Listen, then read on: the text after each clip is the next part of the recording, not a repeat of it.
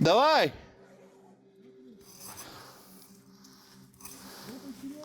Давай, да, на правый бок ложись. Ой, на левый в смысле. Не торопись, все. Да, спускайся дальше.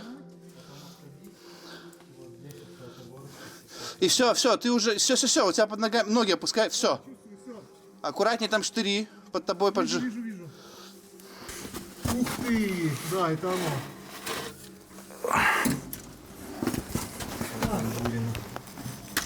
Ну, это мы психанули.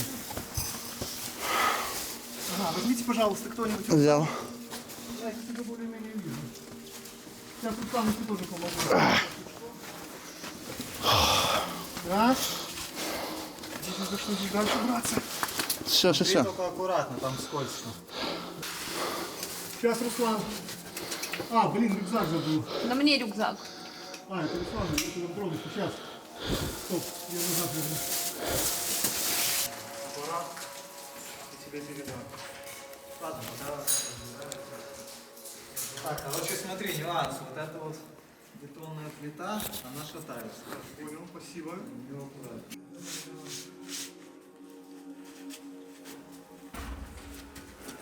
Наташа, спасибо.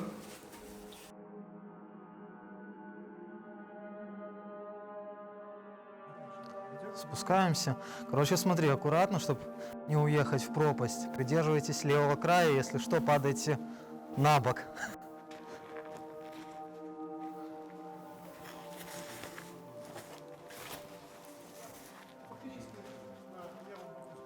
Да.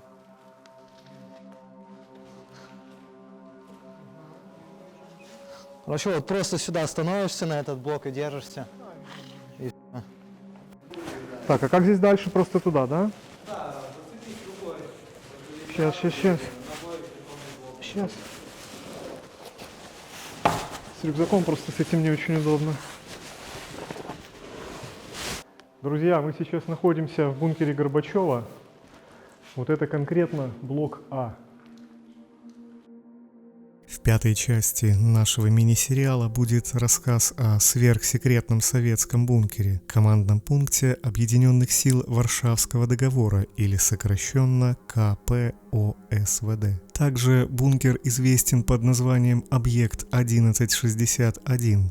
Такой шифр был присвоен бункеру из соображений секретности для упоминания в открытых несекретных документах.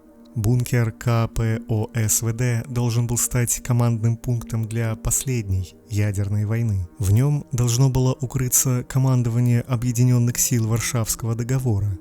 Всего таких бункера было 3. Белорусский отвечал за Западный театр военных действий, а еще были подобные объекты в Молдове возле города Шалданешты и в Азербайджане в районе аэродрома Насосное. Строили бункер в последние годы СССР с 85 по 91, а после конца СССР стройку остановили. Сейчас бункер представляет собой гигантский заброшенный объект в лесах на западных границах Беларуси, посещение которого не рекомендуется даже опытным сталкерам. Это может быть попросту опасно для жизни. Неплохо.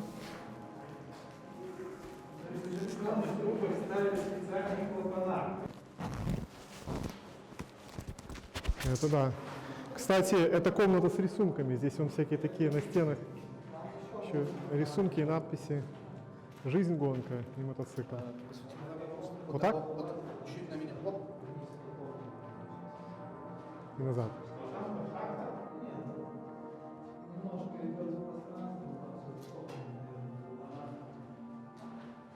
Красиво тоже. Сначала бетон наливали, потом обваливали. И они привозили сразу такие вот. Это, кстати, хороший, Руслан. Вопрос. Я думаю, что сюда вот эти штуки краном опускали. Все, тогда да. Нет, если ты рассказываешь про эти вещи, это круто. Я понял. Раньше просто вы сейчас втроем говорили, то есть это был, получается, ты говоришь, я снимаю их. Ну что, пойдемте дальше.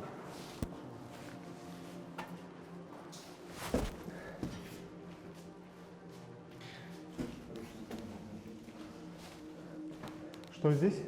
Ну, посмотри вниз, полюбуйся глубиной этого бункера. Обалдеть. Это какое немножко движение такое световое. Создадим. Вон, загляните, только осторожно, держитесь. Там полностью до низа это идет шахта. Не, Руслан, так не делай. Проводка здесь, судя по всему, была медной. Может быть, на почерневшая медь. Да, вот она. Это, кстати, очень дорого было делать для всего бункера. Это бетон или вот здесь он обварен Это железом? металл. Вот интересно, как их монтировали. Сначала бетонировали, потом обваривали. Похоже так. Вы такие. Скорее всего, это какая-то просто внешняя отделка. Ну что, пошлите?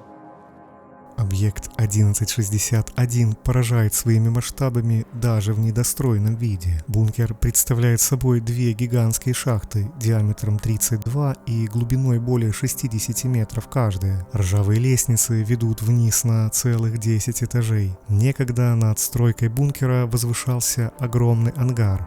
Для того, чтобы стройку сверхсекретного объекта не могли разглядеть из космоса. Для того, чтобы лучше оценить масштабы всей постройки и назначение ее помещений, мы послушаем рассказ одного из строителей сверхсекретного объекта. Ну что же, давайте пройдемся по сооружению, совершим небольшую экскурсию, раз уж получено такое приглашение. Я когда-то принимал участие в его строительстве, правда, последний раз опускался вниз ровно 30 лет назад. Объект представляет собой комплекс вертикальных шахт разной глубины и разного диаметра. Две из них самые большие, блоки А и блоки Б. Нас интересует блок А, расположенный с южной стороны. Раньше его можно было опознать по остаткам строительного подъемника, который поднимался на поверхность. Некоторые по недоразумению называют его жилым, но жить в нем, конечно, никто не собирался. Это блок командно-штабного управления. В нем 10 этажей, уходящих на отметку минус 62 метра. Этажи нумеруются сверху вниз, без приставки минус. Личный состав попадал бы в него с поверхности через паттерны, выходящие на случай завалов в разные стороны. На этом пути, случись им пройти, мы миновали бы сначала защитные двери, потом защитно-герметичные, и через несколько герметичных дверей попали бы в переходной шлюз. Помещение для санобработки, санпропуск книг, включая душевые, и находится на верхних этажах. Там же хранились бы средства защиты и дезактивации. Тут же с поверхности вводятся кабели электроснабжения, связи, входные и выходные кабели сигналов от принимающей и передающей радиоантенн. Здесь же находится электрощитовая, аккумуляторная. Тут и переход в технический блок Б соседний. Но спустимся ниже. Вокруг нас только металлические стены, заполненные монолитным бетоном. Под ногами остатки фальшпола. Точно трудно определить, где располагались бы те или иные помещения. До устройства перегородок между ними дело так и не дошло. Третий этаж можно назвать бытовым.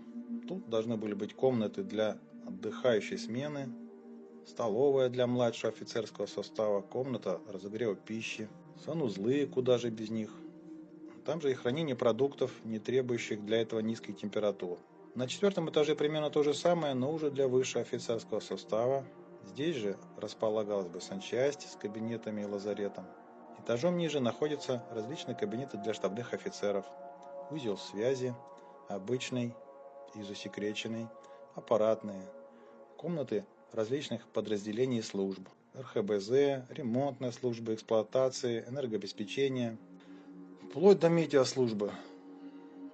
Ниже располагаются тоже различные кабинеты, картографический отдел, архив, отдел обработки и анализа информации, комната шифровальщиков.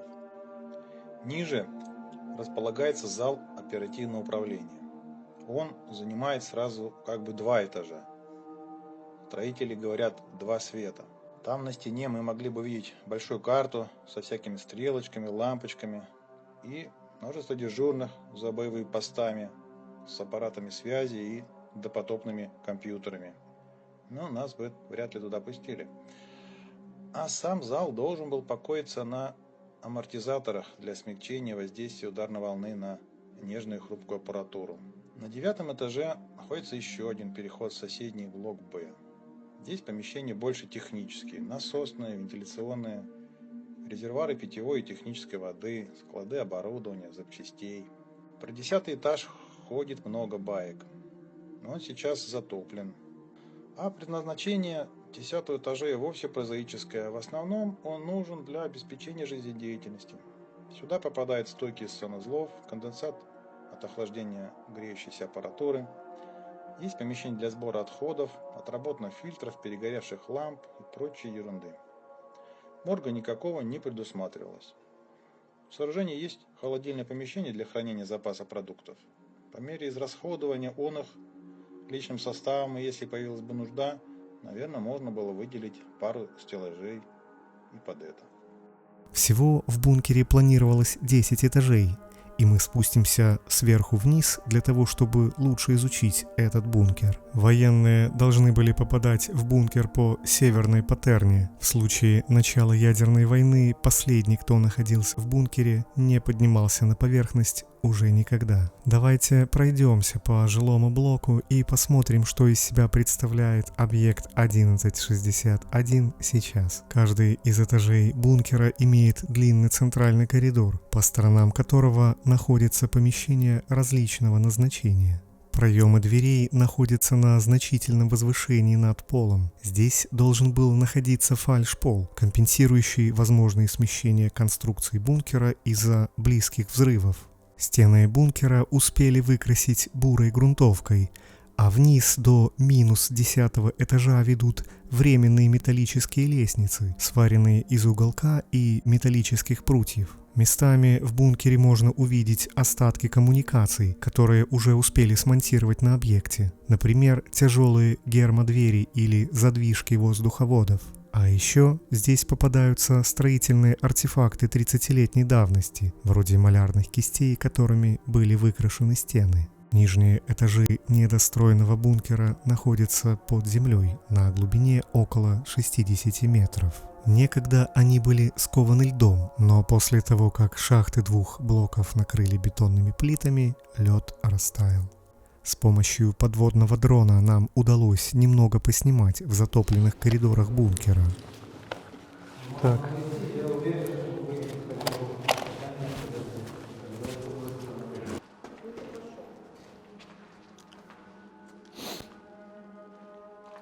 Все равно остался какой-то песок на резьбе.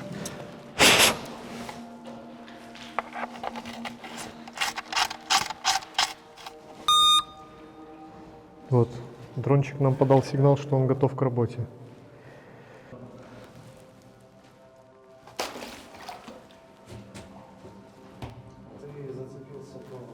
Вижу. Сделаем. Так, Там, надо это так он сейчас, разматывать. я буду разматывать, только смотри, он сейчас может выдать с этих винтов немного струю такой воды вверх, когда на погружение пойдешь. И запускается как... Просто здесь разблокировка. Ну, ты настройки камеры, наверное, убери пока. Все, он погружается.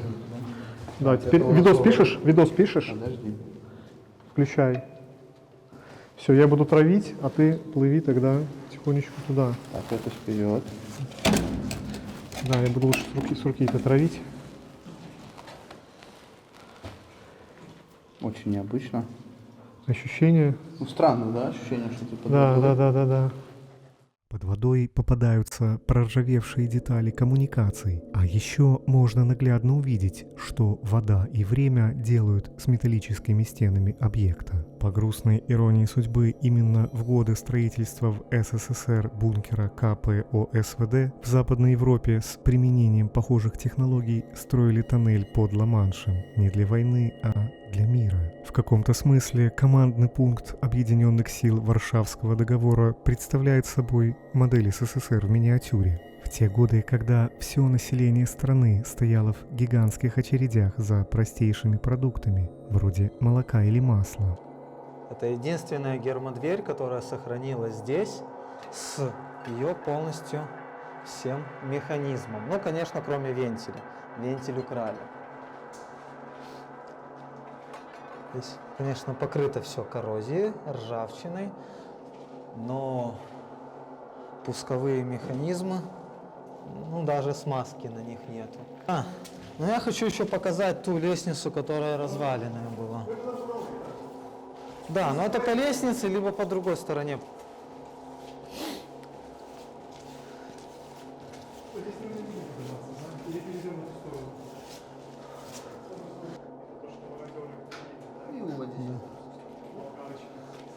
Махнемся, я тебе посвечу.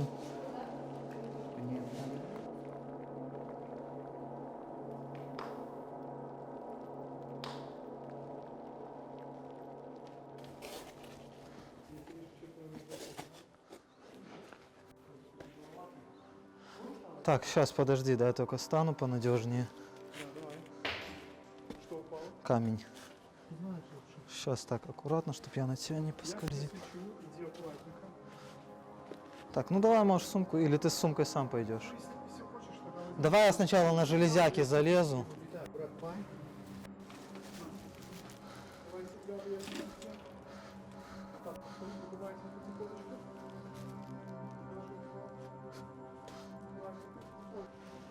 Ну что, друзья, только что мы побывали в одном из самых крупных и опасных заброшенных советских бункеров, и вы сами видели, сколько сил было потрачено здесь впустую на его постройку.